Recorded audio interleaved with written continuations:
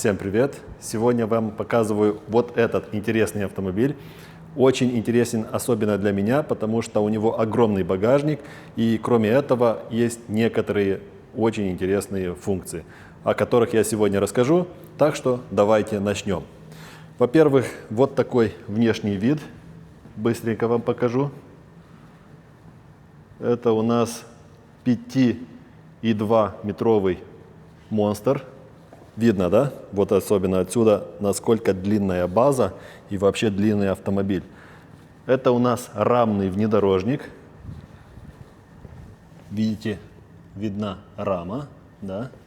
То есть это не простой просто кроссовер, а джип, как мы еще называем. Вот такая задняя часть. И с этой стороны тоже. Комплектация у него очень хорошая. Кстати, о стоимости. Иногда меня спрашивают, почему я не говорю о ценах. Я уже сказал почему, но давайте в этом случае озвучу. 26 900 евро. Это дизельный двигатель 2.0, 150 лошадей. Машина имеет 8-ступенчатый автомат ZF. Очень хороший автомат. Многие его знают, многие его любят. И, в принципе, на таких автомобилях многие китайские бренды, включая Haval, поняли, что ставят вот такую коробку, и проблем с ней нету. Она держит и момент, и держит все нюансы эксплуатации автомобиля по бездорожью. Автомобиль оснащен вот таким порогом. Он не силовой, но он держит вес человека, и не только одного, легко. Колеса тут 18 радиуса. Посмотрим сейчас. 245/60 R18. В других, более слабых комплектациях машина может иметь и 17 колеса. Сзади у нас также тормоза на дисках, и они тоже вентилируемые, то есть двойные. Хочу показать по комплектации, что снаружи можно заметить. Это у нас камера 360, это бесключевой доступ, подогрев лобового стекла. Отсюда, конечно, не видно, но ниточки они есть. LED-фары, это уже, наверное, норма для хорошей комплектации в 2026 году. Мне лично нравится, что вот они поставили именно вот эти типа квадратные фары, как на Танк 500, они круглые, как на 300. Мне кажется, вот именно из-за них он более брутально выглядит. Ему бы поставить чуть-чуть побольше колесах и, наверное, чуть лифта. Хотя лифт, я не знаю, но колеса тут, конечно, просятся чуть-чуть побольше, потому что машина огромная и было бы круто. Еще один момент – это Евро 6. Видим мочевину, то есть вы легко можете покататься по Европе без каких-либо проблем. Парктроники, задняя подвеска, тут мост, передняя уже независимая, как на Танк 300. Вот так на рычагах, да, видно. Дублируется и на зеркале. Из-за того, что включили поворотники, не видны габариты. Сейчас мы их отключим, но хочу показать и сзади. Вот сзади это так. Тоже LED. Большие, издалека видны. Смотрим на габариты. Да, габариты смотрятся красиво, интересно. Уже весь контур это у нас габарит. Вот так. Да. Круто. Особенно в черном цвете мне очень нравится силуэт этого автомобиля. И давайте сядем внутри. Первое, что мы замечаем, отключим габариты. Первое, что замечаем, это у нас кожаный салон. Не перфорация, но кожа. И могу сказать, приятная кожа на ощупь. Да. Кожаный руль, электрорегулировка сидений. И садимся в салон. Кстати, я извиняюсь по поводу мертвых зон. Они все-таки есть. вот здесь. Так, мы сели внутри. Что видим? Ну, небольшой и не маленький экран. Также и здесь. Давайте включим двигатель. Заведем, скажем так. И сразу мы видим, что у автомобиля есть Apple CarPlay, Android Auto, аудио через, то есть радио, аудио через Bluetooth, USB аудио и USB видео. Вот что у него есть. Хотя если у вас есть Android Auto, Apple CarPlay, что еще нужно? Так, по поводу климата. Он у нас однозонный. Есть подогрев лобового стекла, как я вам говорил. И климат, да. Я опять же не знаю, если видно, но мне нравится вот этот силуэт капота и эти ребра по сторонам. Такой брутальный вид из салона. Переключатель коробки передач.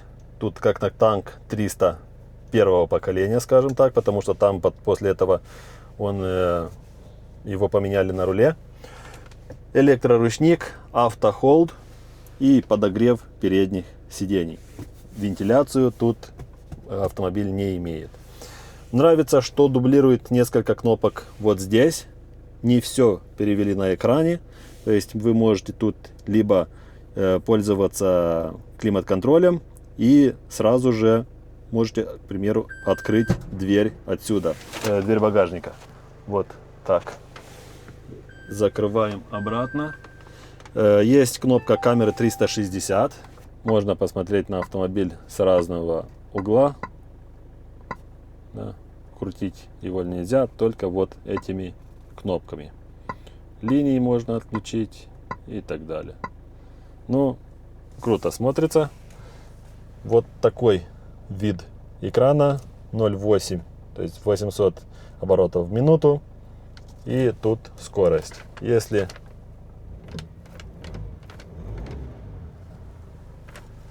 так. И что хотел уточнить, тут в автомобиле система полного привода это part-time. То есть он заднеприводный. Если вы хотите, можете включать полный привод, да. И у него есть еще и пониженная. То есть как на серьезном внедорожнике.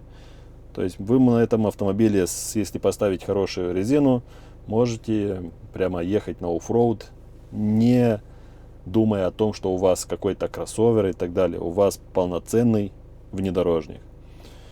Ставим опять 2H. Можно климат и отсюда регулировать. Мне это тоже сильно нравится. Отключаем камеру 360. Кнопка старт-стоп. И тут есть розетка 12 вольт плюс 2 USB. Вот так. Здесь рулетку это я поставил. Сейчас я вам покажу, для чего она мне нужна. Но хотя могу сказать, это для багажника. Я хочу реально увидеть, сколько там места. И вот такой разделитель. Для стаканчиков и так далее. В бардачке много места. Тут ключ хабаловский. Сверху у нас есть место для очков. И, конечно, кнопки панорамы. Есть шторка, очень плотная. Через нее солнце никак не попадает. И есть вот такой люк. То есть панорама с люком. Это не просто внедорожник, это еще стильный автомобиль. Тут у нас зеркало без подсветки. Тут также зеркало заднего вида с автозатемнением. Тоже интересно, что она есть, эта функция. Кстати, не показал с этой стороны. Вот тут часть кнопок и уже кнопки блок управления стеклами. Но тоже такой интересный нюанс. Есть подрулевые лепестки. Что даже в более спортивных автомобилях их нету. То есть это тоже интересно. Коробка передач вот так работает. Если мы поставили вперед, назад и паркинг. Да. Мне, честно, очень нравился этот джойстик у Tank 300. Поэтому я рад, что он появился и здесь. И да, давайте сядем сами за собой. Посмотрим, сколько места там. Глушим автомобиль. Напоминаю, у меня 1,88 м, сажусь сам за собой. К чему я это напоминаю? Потому что вот сейчас вы увидите. Я не знаю, если это вам заметно, но тут почти 30 сантиметров расстояния. Очень много места. Мне кажется, что вот тут, наверное, они могли чуть-чуть сдвинуть вперед, и багажник из огромного превратился бы в супер огромного. Реально, тут есть место, которое, не знаю, ну вот смотрите, тут можно даже поставить ногу на ногу. Так, у нас тут USB обычный и есть подогрев заднего ряда сидений. Вот здесь и у того пассажира также. В остальном, то есть обдув, USB, кармашки, они тоже есть. Это все кожаное, можно легко ее потереть. И панорамная крыша. Я закрыл часть шторки, но можно полностью открыть. Дальше давайте сядем сзади. Кстати, задняя спинка имеет два уровня наклона. К примеру, это максимальный. Есть вот такой, есть еще такой. То есть в дальнюю дорогу вы это оцените. И теперь откроем самое важное место. Ну, по крайней мере, для меня. Я заберу эту вещь и открою этот огромный портал. Смотрите. Наверное, многие из вас оценивают большие багажники, но он тут просто огромный. Производитель дает 700 литров до этой полки. Полностью до потолка это 1240 литров. Понимаете, это больше куба пространства вот здесь. И если складывать сиденья, что я сейчас буду делать, тут уже получится 2116 литров. Это больше 2 кубов пространства. Мерим расстояние по полу. Короче, тут 1,28 м. Да, давайте я вам покажу. Смотрите, оттуда до сюда, именно до пластика, 1,28 м. Так вот, смотрите, если с этой стороны замерить, именно здесь, где заканчивается или начинается спинка, это 1,35 м. Но это, понимаете, ровная поверхность. То у нас получается 2 метра и будет 2,05, если до крышки багажника. 2,05, вот так. Если здесь замерить между арками, это 1,6 сантиметров. Если чуть выше, то это получается у нас 1,31 м почти. 130, скажем так.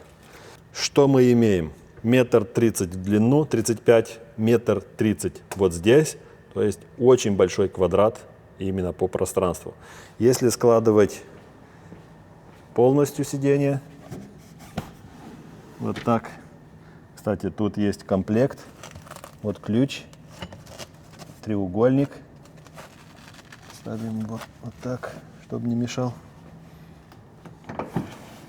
И вот так складываются. Ровная, абсолютно идеальная ровная поверхность. И вот видите, вот именно до этого места тут 2 метра 0,5. Вот именно здесь. Но как бы вы можете поставить, не знаю, подушку сюда. Тут еще место остается. И это сиденье мы вообще не трогали. То есть сейчас человек может сидеть и ехать абсолютно свободно. Там 1,90 м ростом. Даже еще есть место отодвинуть назад. Так что делайте выводы сами. Но я бы хотел показать еще, что есть пространство и тут. Да? Вы можете всю эту мелочевку, к примеру, поставить сюда. И это не все. Есть и тут место. Да? Опять же, очень вместительный автомобиль. Вот так. Вот абсолютно ровная поверхность. Что тут можно вести? Да, абсолютно все. Я не знаю, что тут нельзя вести. Автомобиль будет, наверное, очень удобен тем, кто любит путешествовать, и не только по хорошим дорогам, а где-то на оффроуде, на бездорожье, чтобы найти красивое место. Вот, в принципе, и палатка не нужна, и внедорожник есть, и экономичный автомобиль, чтобы доехать до туда. Поэтому мне лично очень нравится. Комплектация хорошая. Было бы интересно увидеть этот автомобиль и в варианте семиместном, но, к сожалению, его нет. То есть отодвинуть вот это место чуть-чуть вперед и поставить еще третий ряд, там бы осталось еще очень большой багажник. Но, к сожалению, вот только так. Хотя, с другой стороны, когда мы ездим всемиром, тут обычно и эти 5 мест хватает, но зато какой огромный багажник. Вот такой интересный автомобиль получился Haval H5. Мне лично он очень нравится, особенно из-за своего размера и универсальности. То есть это и дизель, это и рама, это и полный привод, это очень вместительный багажник. Имеет все. И плюс ко всему, для всего этого нормальная доступная цена. Если бы у меня не был Jimny и Mercedes, скорее всего, я бы задумался об этом автомобиле, потому что на нем реально можно ехать везде. Но вы пишите в комментариях свое мнение, что вы о нем думаете, нравится он вам или нет, какие нюансы больше всего нравятся. И не забудьте подписаться на канал, ставить лайки. И всем пока!